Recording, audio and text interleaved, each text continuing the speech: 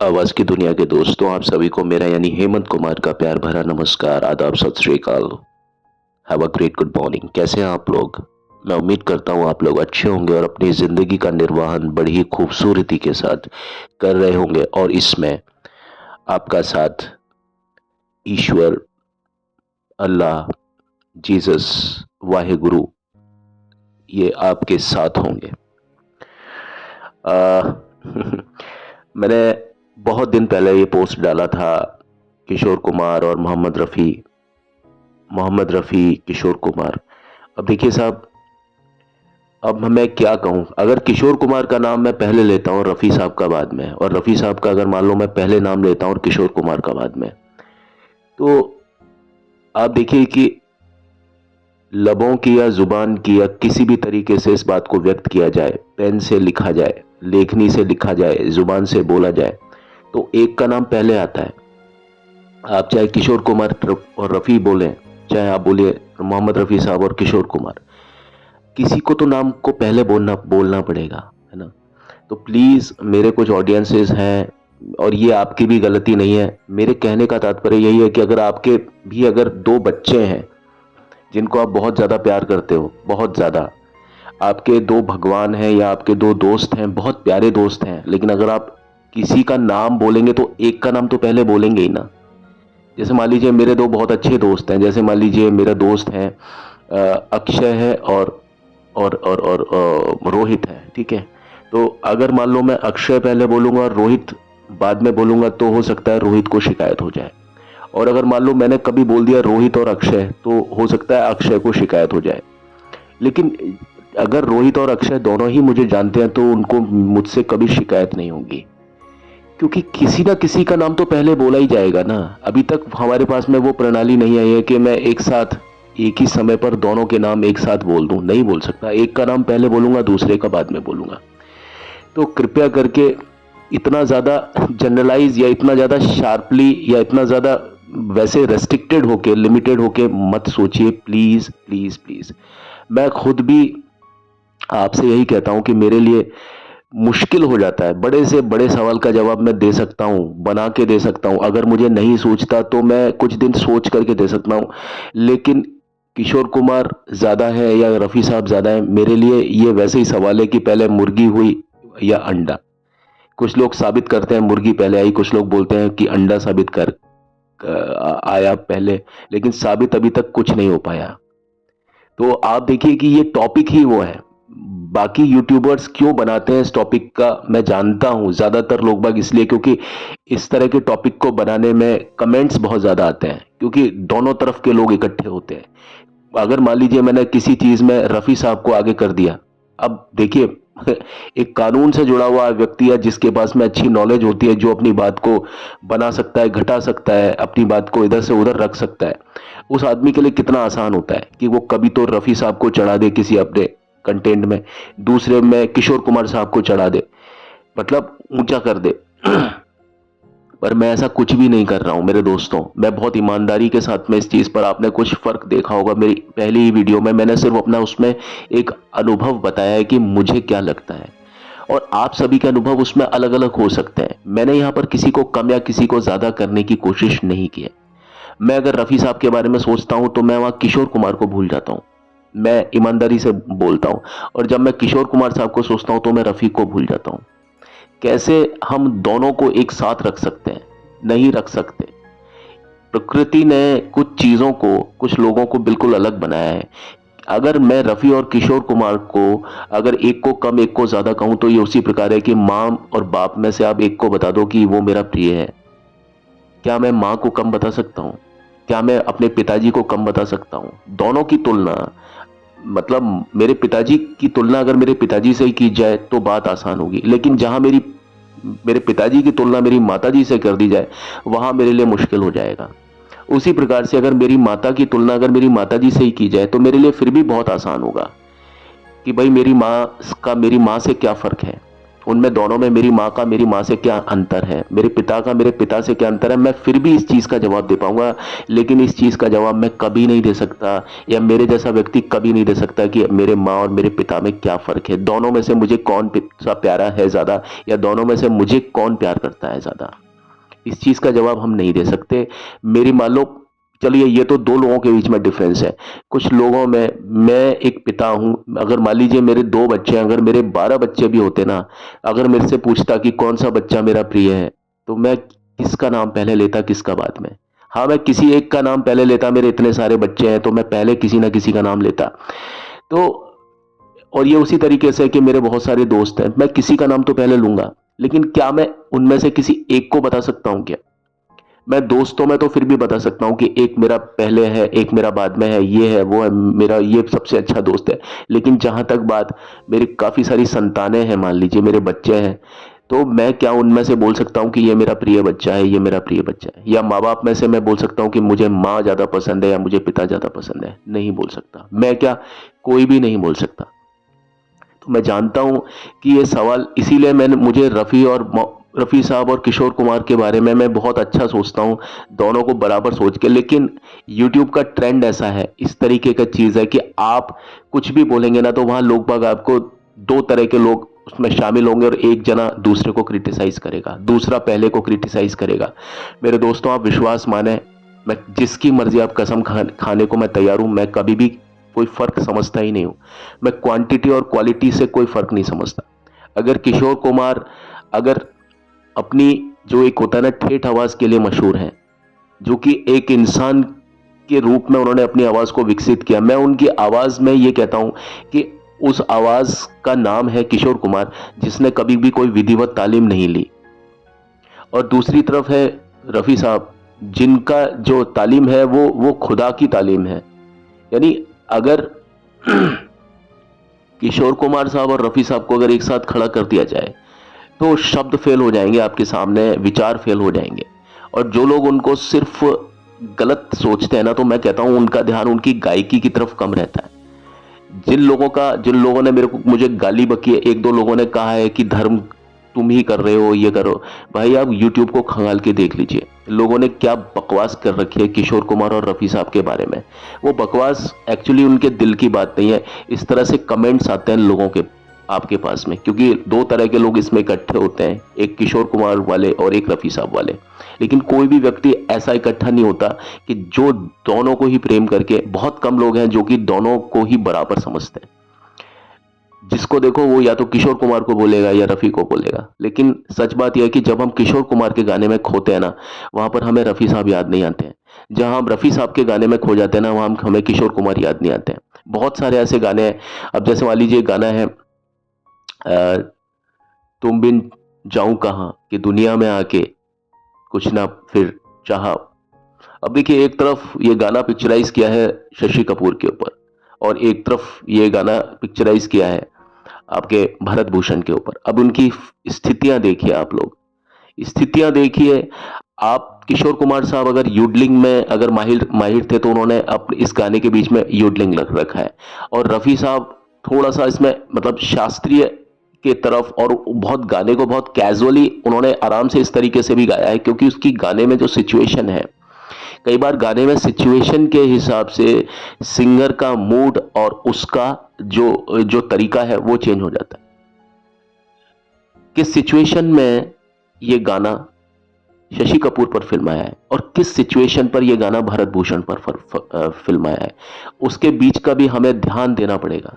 और उसकी वजह से भी कई बार सिंगर की जो आवाज होती है ना, वो उस तरीके से जाती है। शशि कपूर जो है वो थोड़ा सा इसमें थोड़ा सा क्या होता है कि तड़प करके गा रहे हैं, तो वो एसेंस आपको किशोर कुमार की आवाज में उस तरीके से यहां पर मिलता है। अगर उनका मूड, अगर यहां पर वो सिचुएशन नहीं आई होती, तो किशोर कुमार इस गाने को फ्रॉलिक अंदाज में गाते, जैसे उन्होंने गाया था जिंदगी एक सफर है सुहाना, है ना। उसी तरीके से रफी साहब की आवाज यहां पर क्या कहना चाहिए, भारत भूषण पर फिल्माई है।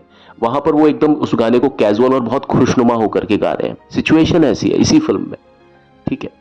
तो आप देखिए कि ये जो मैं आपको बात बता रहा हूं, ये सिचुएशन के ऊपर भी जाती है। पहले जो मैंने बताया था वो ये था कि जब हम किशोर कुमार की बात करते हैं तो हमारा हमारा जो आवाज़ होती है, एक्चुअल में किशोर कुमार पर हमारा ध्यान इसलिए जाता है, मैं आपको क्लियर कर देता हूँ जहाँ तक मैं समझता हूँ। और मैं ये नहीं कहता कि मैं अपनी बात को कहीं और थोपता हूँ, सबके विचार अपने अपने अलग अलग है, सबके अनुभव अपने अलग अलग है ना। ये वो चीज़ नहीं है कि 2+2 मैं किसी के सामने ले जाऊंगा कि 2+2 कितना होता है तो सब लोग कहेंगे कि 4 होता है, क्योंकि ये चीज़ है ना, ये एक लॉजिक है। लेकिन जो हमारी पसंद होती है ना, वो कभी भी लॉजिक नहीं होती है, वो दिमाग से नहीं होती है, वो एक एजम्पशन है। सबकी पसंद और ख्यालात अपने अपने अलग अलग, लेकिन यहां पर मैं किसी को भी किसी से कम नहीं मानता। मेरे लिए एक जना सूरज है, एक जना चांद है, ना सूरज कम है ना चांद कम है। आप उसको साइज से इवेल्युएट मत करना कि कहीं आप ये चीज सोचने लग जाए कि मैंने एक को चांद बता दिया तो उसका साइज छोटा है और एक को सूरज बता दिया। प्लीज इतना ज्यादा जनरलाइज मत कीजिएगा, मैं इस अंदाज में बात कर ही नहीं रहा हूं। तो अगर मान लीजिए किशोर कुमार की बात मैं करता हूं कि किशोर कुमार गाने के अंदर कुछ इस तरह का टच लेकर के आते थे जो कि गायकी विधा से, जो गायकों की जो विधा है ना, उससे बिल्कुल अलग होता था। अगर वो गाने में योडलिंग कर रहे हैं या कुछ अपना हे हो वो कर रहे हैं, इस तरह से कर रहे हैं, तो हमारा ध्यान उनकी शक्ल की तरफ इसीलिए जाता है क्योंकि वो जो गाना है ना, वो उस कट पर लेकर के जाते हैं जहां पर क्या होता है कि जब जैसे जो लोग विधिवत रूप से गाने की तालीम लेते हैं ना, वो उस गाने में क्या क्या ऐड करेंगे, वो उस गाने में वो चीजें ऐड करेंगे जो कि वास्तव में गाने के लिए जरूरी होती है विधिवत रूप से। यानी स्कूली शिक्षा के तौर पर जो हम सीखते हैं ना, वो चीजें हो सकती हैं। लेकिन किशोर कुमार की शिक्षा गायकी में उस तरह से हुई नहीं थी, तो वो जब गाना गाते थे तो वो उस तरीके की चीजें लेकर के आते थे जो कि उनके खुद के द्वारा बनाई गई थी, है ना। और रफी साहब ने जो किया वो उनका एक अंदाजे बयां था, बिल्कुल अंदाजे में आया था, लेकिन वो उन्होंने फिर भी शास्त्रीय को सीखा था, बहुत ज्यादा सीखा था। तो उनकी गायकी में हमें जो शास्त्रीयता मिलती है ना, तो हम उस शास्त्रीय संगीत में डूब जाते हैं। लेकिन किशोर कुमार में वो शास्त्रीय संगीत वाला पुट नहीं मिलता, उनके अंदाज में मिलता हमें योडलिंग, उनके अंदाज में मिलता है हमें कॉन्टूर, उनके अंदाज में हमें मिलता है कैडेंस, जो उनका तरीका था, है ना। तो और एक बिंदासपन मिलता है, जैसे वो गाने में आते हैं अपनी तो जैसे तैसे, तो ये जो शब्द है ना, ये जब कोई सिंगर जब करेगा ना, तो हमारा ध्यान उसकी शक्ल पर जाएगा कि यार इसकी शक्ल क्या है, ये सिंगिंग किसने की है। ये इस तरीके से किशोर कुमार की आवाज पर उसका ध्यान जाएगा और आवाज से उसके चेहरे पर जाएगा, क्योंकि हो जो है ना, ये शास्त्रीय संगीत का पार्ट नहीं है। इसलिए मैं अपनी बात को इस तरीके से कह रहा था। लेकिन जब रफी साहब जब गाना गाते हैं कि मधुबन में राधिका, जो कोहिनूर फिल्म का गाना, या बैजू बावरा का भगवान और दुनिया के रखवारे, तो वहां पर हम उस गाने की राग रागनी में इतने ज्यादा खो जाते हैं, इतने ज्यादा कि हम एक एकदम अलौकिक उस चीज में चले जाते हैं। वहां पर हमारा ध्यान उस कल्चर में चला जाता है, उस कहानी में चला जाता है, बैजू बावरा और तानसेन में चला जाता है, कि उस तरीके से हम रफी साहब के चेहरे को याद नहीं कर पाते हैं। मैं मेरे कहने का तात्पर्य अपने पुराने वाले वीडियो में ये था, लेकिन फिर भी मेरे दोस्तों, मेरे मेरे सुनने वालों, मेरा आशय ये नहीं था कि मैं किसी को कम या किसी को ज्यादा कह रहा हूं। मेरे लिए मैं क्या कहूं, मैं रफी साहब को सुनता हूं तो मैं ज्यादा नहीं सुन पाता हूं। कुछ चीजें आपको इतनी ज्यादा पसंद होती हैं कि आप उनको पूरा नहीं सुन पाते हो, क्योंकि आपकी आंखों से आंसू झलकते हैं, क्योंकि आपके मन में ये चीज होती है कि यार ये दुनिया से इतनी जल्दी क्यों चले गए, काश कि आज हमारे साथ होते, काश कि वो इस दुनिया में होते।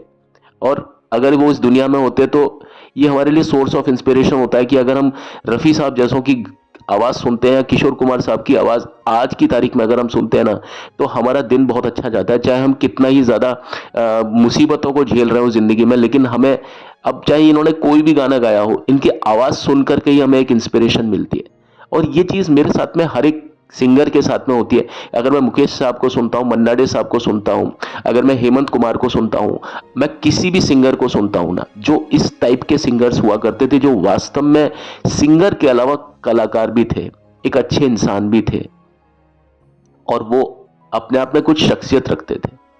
मैं यहां बिल्कुल भी वो चीज करने नहीं आया हूं कि किशोर कुमार ज्यादा बड़े हैं या रफी साहब ज्यादा बड़े हैं। किसी भी गाने में अगर किशोर और रफी दोनों ही हैं, आप देखिए उस गाने में आप बता नहीं पाएंगे कि यार किशोर ज्यादा है। अब सलामत रहे दोस्ताना, हमारा दोस्ताना फिल्म का गाना, मैं कहता हूं कि उसमें अगर आप 10 चीज अगर आप किशोर कुमार के बारे में बोलेंगे ना, तो 10 लोग और खड़े हो जाएंगे जो रफी साहब के बारे में सही बोलेंगे। फिर उन रफी साहब के बारे में आप 10 चीज बोलेंगे तो उनके विरोध में 10 ऐसे लोग खड़े हो जाएंगे जो किशोर कुमार की तारीफ करेंगे। अरे साहब, मैं यहां पर ये नहीं कह रहा हूं या मैं ये चाहता ही नहीं कि इस तरह से, मतलब कोई चीज का इवैल्यूएशन कभी नहीं हो सकता। मैंने आपको वही कहा ना कि माँ और बाप में आपके लिए कौन ज्यादा बड़ा है। मैं आप देखिए, फिर भी मेरी बात को आप गलत ले सकते हैं कुछ लोग कि भाई क्या माँ बाप किशोर कुमार हो सकते हैं या रफी साहब हो सकते हैं। नहीं, मैंने इस सिर्फ एक उपमा लिया है, ये मैंने सिर्फ एक सिंबल लिया है आपके लिए कि मैं अपनी खुद की बता रहा हूं कि मेरे लिए बहुत टफ होता है कि मैं क्या कहूं कि क्या चीज है। एक चीज रात है, एक चीज दिन है। आप दिन को मतलब आपकी जिंदगी में दिन का महत्व ज्यादा है या रात का महत्व ज्यादा है?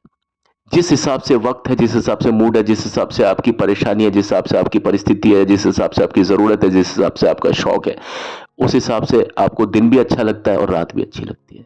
बिना दिन के रात मुकम्मल नहीं है, बिना रात के दिन मुकम्मल नहीं है ना? आपको रात भी जरूरी है और दिन भी जरूरी है।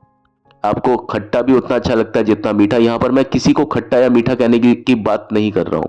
अगर मैं सबको दोनों को, अगर मैं रात भी कहूं, अगर मैं दोनों को सूरज भी कहूं, तो भी दो सूरज में भी लोग बाग ऐसे होंगे कि जो तुलना करने लग जाएंगे। अगर मैं दोनों को चांद बोलता हूं कि ये चांद और वो चांद, तो भी लोग कहेंगे कि यार चांद तो दो हो ही नहीं सकते हैं, आपने दो चांद कैसे बना दिए। तो क्या है कि ये जो टॉपिक्स होते हैं ना, बहुत टफ होते हैं। मैं खुद मानता हूं, इसीलिए आपने मेरे पूरे यूट्यूब में देखा होगा, हालांकि मेरा जो शगल है वो गानों के ऊपर बहुत ज्यादा है, लेकिन मैं फिर भी कोशिशें ऐसी बहुत कम करता हूं क्योंकि मुझे पता है कि यूट्यूब का जो ट्रेंड है ना, वो इस तरह से है। लोगों ने ट्रेंड इतना खराब किया हुआ है, क्रिएटर्स ने, कि उन्होंने जितने लोगों ने बनाया ना यूट्यूब में, ज्यादातर लोगों ने या तो रफी साहब के बारे में तारीफ की है और उसके सामने किशोर कुमार की बुराई कर दी, या कुछ लोगों ने किशोर कुमार के बारे में बनाया कंटेंट और रफी साहब की बुराई कर दी। इससे क्या होता है कि कमेंट्स ज्यादा आते हैं लोगों के पास में, बहुत ज्यादा कमेंट्स आते हैं और कमेंट्स के ऊपर ही पूरा यूट्यूब टिका हुआ है। तो मैं उन लोगों की, और मैं अपनी बात मैं बहुत बाद में करूंगा।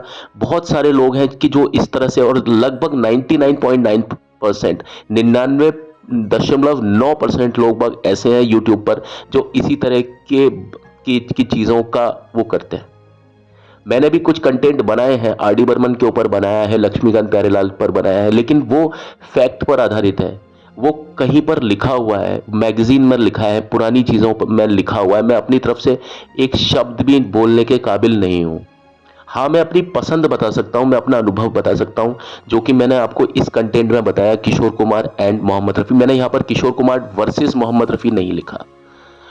कई बार हमें टेम्पलेट ऐसे बनाने पड़ते हैं ताकि लोग बाग आए वहां पर देखने के लिए, क्योंकि यूट्यूब जो है ना, वो प्लेटफॉर्म ऐसा है कि जब आप किसी चीज के बारे में कुछ बोलते हैं तो वहां पर आपको कुछ चीजें दर्शकों को लुभाने के लिए करती है। लेकिन मैंने तो वो काम भी नहीं किया, ना मैं कभी करूंगा इस चीज को करने में। अभी मैं चाहता तो मैं बहुत सारे कंटेंट ऐसे बना सकता था, लेकिन मैं व्यूज देखता हूं, कोशिश ये करता हूं कि भाई मैं व्यूज को देखूं, और वहां मेरा दिमाग थोड़ा खराब हो जाता है। क्योंकि क्या है कि लोग बाग कई बार मुझे भी गलत समझेंगे। अगर और यूट्यूबर्स जो कि इस तरह की बातें करते हैं सांप्रदायिकता वाली, मैं वैसा कुछ भी नहीं करता। मैंने सिर्फ उनका एक हवाला दिया है कि लोग बाग ऐसा करते हैं, और जो लोग मेरी बात से वाकिफ नहीं है, जो लोग मेरी बात को गलत समझते हैं, वो लोग पूरे यूट्यूब को खंगाल के देख सकते हैं कि वहां क्या चलता है, चलता क्या है। मैं भी यूट्यूब को देखा, मैंने कहा यहाँ तो बहुत गलत चीजें होती हैं। किशोर कुमार और रफी साहब, अमित कुमार और कुमार शानू भिड़ा रहे हैं, उसमें क्या होता है कि लोग बागों के कमेंट्स आते हैं, और कमेंट्स की वजह से यूट्यूब है वो सारी चीजों को आगे रेफर करता है और लोगों को, तो इससे यूट्यूबर्स का फायदा होता है। मुझे ऐसा कोई भी वो नहीं है। मुझे मेरी जिंदगी का आज आखिरी दिन हो, अगर मैं इस तरह की गंदगी फैलाने के लिए, मेरा अगर ये मेरा मोटिव हो, ये मेरा ऑब्जेक्टिव हो कि मैं यहाँ पर किशोर कुमार वर्सेस मोहम्मद रफ़ी करने नहीं आया हूँ, मैं यहाँ पर किशोर कुमार एंड मोहम्मद रफ़ी करने आया हूँ, या रफ़ी एंड किशोर कुमार करने आया हूँ। बस, कभी मैं अगर ऐसा करना मेरे लिए बहुत मुश्किल है। मैं कौन हूँ, मेरी क्या औकात है, मैं उनके नाखून का जो मैल है ना, उसके बराबर भी मेरी कोई औकात नहीं है। मेरी कोई औकात ना तो है, ना कभी हो सकती है। ऐसे लोगों के बारे में, ऐसे ईश्वरीय लोगों के बारे में मैं अपनी औकात में रह करके भी बात नहीं कर सकता हूँ, सच बताऊं। लेकिन इच्छा करती है, लेकिन मैंने यहाँ पर किसी के बारे में कोई गलत बात नहीं कही है। प्लीज़, मैंने सिर्फ अपना एक अनुभव होता है ना कि मुझे क्या महसूस होता है इनकी आवाज़ को सुनकर के, बस फिर मैं अपना अनुभव बताता हूँ। क्योंकि मैं क्या करूँ? मैं इनके जन्म के बारे में बताऊँ, वो सबको मालूम है। इनके ब इन इन इन इन ये कहाँ पले-बड़े, किन्होंने इनको ब्रेक दिया, किन लोगों ने से क्या हुआ इनका वास्ता, ये सारी चीज़ें यूट्यूब पर है। लेकिन मुझे अपने अनुभव के बारे में बताना है, जो कि मैंने आपको छोटा-सा वो बताया। यहाँ मेरा मोटिव कुछ नहीं है कि भई मैं यहाँ पर किसी के लिए कुछ ऐसा करता फिरूँ। अगर मुझे ऐसा करना होता तो मैं किसी पॉलिटिक्स के ऊपर एक चैनल बनाता, जहाँ पर मुझे पूरा ही मौका होता इस तरह की बात करने का। मैं कभी भी इस तरह से चाहता ही नहीं हूँ कि मैं ऐसे करूँ, और मुझे माफ़ कीजिएगा, मैंने अपनी बकवास यहाँ पर की, मैं उसके लिए शर्मिंदा हूँ। लेकिन फिर से मेरे भाइयों और बहनों, मेरा ऐसा कोई भी औचित्य नहीं है, और कहते और सुनते समय अगर मैंने किसी भी प्रकार से किसी का भी अब भी दिल दुखाया हो, मैं उसके लिए बहुत ज़्यादा क्षमा प्रार्थी हूँ। हाथ जोड़ करके मैं उनके सामने माफ़ी माँगता हूँ। मैं खुद भी एक कानून से जुड़ा हुआ व्यक्ति हूँ। मैं एक एडवोकेट हूँ, तो एडवोकेट कभी भी एक तरफ़ा बात ही कहता है, आपको ऐसा लगता है, लेकिन ये बात मैं किसी की पैरवी नहीं कर रहा हूँ। ये मेरे दिल से, मेरी रूह से जुड़े हुए चीज़ें हैं, जहाँ पर मैं कभी भी पक्षपात नहीं कर सकता हूँ। और जिस चीज़ में कभी पक्षपात हो नहीं सकता, रफ़ी साहब और किशोर कुमार साहब की इतनी अच्छी दोस्ती थी, एक के जाने के बाद में दूसरा व्यक्ति टूट गया। रफ़ी साहब 31 जुलाई 1980 को उनका इंतकाल हुआ। उसके बाद में किशोर कुमार टूट गए थे। सबसे अच्छे जो दोस्त थे, 3 दोस्त थे, 3-4 दोस्त रफ़ी साहब के, उनमें से किशोर कुमार साहब एक थे। तो मैं खुद इस सब चीज़ के लिए बहुत दुखी होता हूँ कि लोग बागों ने क्या स्वरूप कर दिया, क्योंकि आज की ज़िंदगी में, आज की दुनिया में दोनों ही लोग जीवित नहीं हैं। काश कि आज ये दोनों लोग जीवित होते, तो ये भी अपने बारे में किसी चैनल पर आकर के बताते कि भाई हमारे बीच में ऐसा कुछ भी नहीं था, जैसा क्रिएटर्स उनको बारे में बताते हैं। मैं कितने नाम लूँ, इतने बड़े-बड़े क्रिएटर्स, जो कि अभी मैं बोलूँगा तो यहाँ पर एक बवाल और घमासान हो जाएगा। जो लोग बहुत अच्छे आरजेज़ हैं, रेडियो जॉकीज़ हैं, वो भी आजकल इस तरह की बकवास करते हैं। कम से कम रेडियो जॉकीज़ को तो किशोर कुमार वर्सेस मोहम्मद रफ़ी नहीं करना चाहिए। किशोर कुमार वर्सेस मोहम्मद रफ़ी कुछ नहीं हो सकता। जो लोग किशोर कुमार वर्सेस मोहम्मद रफ़ी करते हैं ना, वो लोग मदर वर्सेस फादर भी करते होंगे। मदर एंड फादर होना चाहिए, मदर और फादर नहीं होना चाहिए। ठीक है? मेरी आज की वीडियो में मुझे माफ़ कीजिएगा, मैंने ज़्यादा कुछ इसलिए कहा कि भाई डिफरेंसेस क्या है, उस पर मेरा मोटिव नहीं था, बट इनमें मैं इनको क्या समझता हूँ, ये मेरा एक मोटिव था। अगली बार से मैं जो कंटेंट बताऊंगा वो मैं एग्जांपल्स पर आधारित बताऊंगा, और आप उसको देखिएगा। प्लीज़ मेरे चैनल को लाइक, शेयर, सब्सक्राइब ज़रूर कीजिएगा। और ये प्यार का मौसम फिल्म का जो मैंने गाना बताया, ये सभी को मालूम होगा। इस गाने का जो अंदाज़े बयां है, इसका जो इंस्ट्रूमेंटेशन है, थोड़ा आरपीएम में जो फ़र्क है, it is because of the situation of the song, situation of the song in film, कि फिल्म की कहानी क्या कहती है, उसके हिसाब से इस फिल्म का जो आरपीएम है, मीटर है। आर डी बर्मन इन सब चीज़ों के लिए बहुत ज़्यादा फेमस थे कि वो इन सब चीज़ों में बहुत, मतलब किसी चीज़ में रिदम को कब स्लो करना है, कितना स्लो करना है, कितना फास्ट ले जाना है, एक्सट्रीमली स्लो कब करना है, बहुत। अब जैसे यही कहानी थी, यही फिल्म थी आपकी प्यार का मौसम, के आप बहुत सारे गाने सुन सकते हैं। प्यार का मौसम में तुम बिन जाऊं कहाँ, ये गाना स्लो वर्जन में और एक्सट्रीमली स्लो वर्जन में भी है। ये रफ़ी साहब की आवाज़ में एक्सट्रीमली स्लो वर्जन में भी है, किशोर कुमार की आवाज़ में भी एक्सट्रीमली स्लो वर्जन में भी है।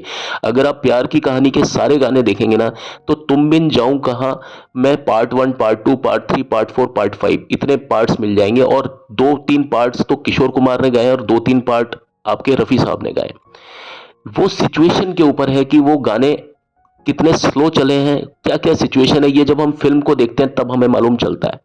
किशोर कुमार साहब की आवाज़ का जो डेप्थ था, जो उनकी आवाज़ की क्वालिटी थी, उस क्वालिटी को इस गाने में यूज़ किया है। उसी तरीके से रफ़ी साहब की आवाज़ की क्वालिटी, मतलब जो जो जो क्वालिटी थी ना, हर इंसान में क्वालिटी अगर एक जैसी हो, तो दोनों का नाम क्या किशोर कुमार ना हो जाए?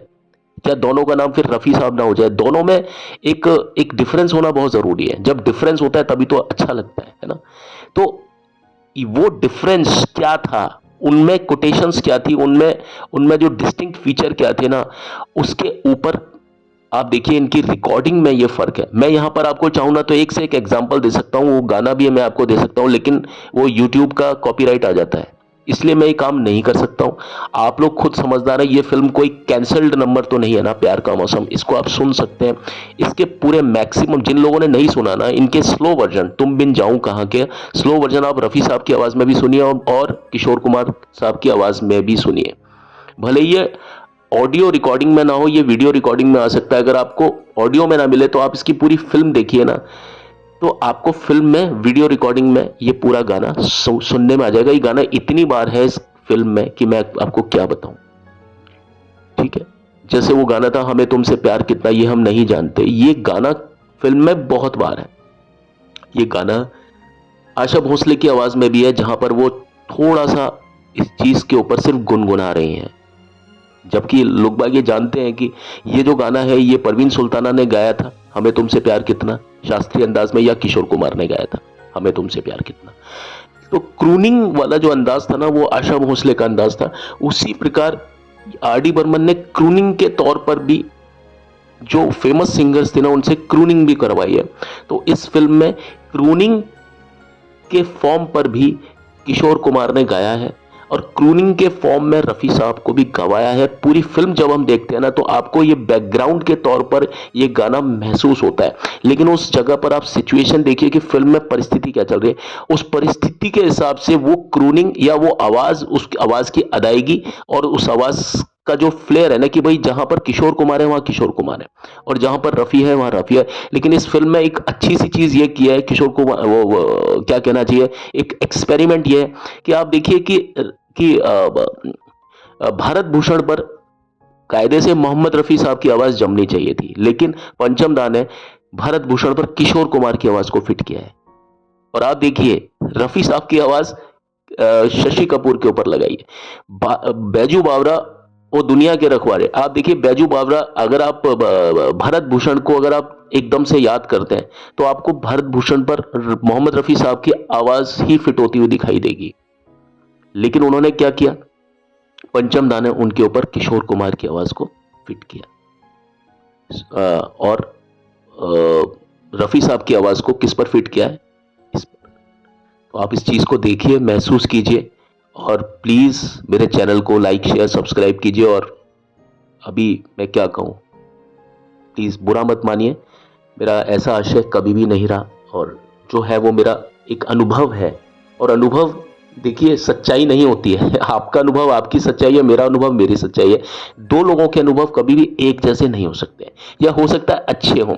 जिन लोगों का अनुभव मेरे अनुभव से मैच करेगा वो मेरी बात को सही मानेगा, जिनका अनुभव मेरे अनुभव से मैच नहीं करेगा वो मेरी बात को गलत कहेगा। लेकिन प्लीज मैं यहाँ पर गलत और सही वाली चीज की बात नहीं कर रहा हूँ, लेकिन फिर भी आप मेरे खुदा हैं, सारे लोग आप मेरे ईश्वर हैं, क्योंकि आप मेरे चैनल पर आए, मुझे इस लायक, मुझे इस काबिल समझा कि आप मेरी बात को सुन सकें। अगर मैं बकवास भी कर रहा हूँ तो उसको भी झेल सके, पर मेरा मतलब यहाँ पर वो नहीं है। और मैं बस कहते समय अगर मेरे से कहीं कोई गलती हुई हो, मेरे सामने कोई स्क्रिप्ट नहीं है, उसके लिए मैं माफ़ी चाहता हूँ। Thank you and have a nice day. फिर मिलता हूँ, आपसे तो चलता हूँ। Thank you, bye.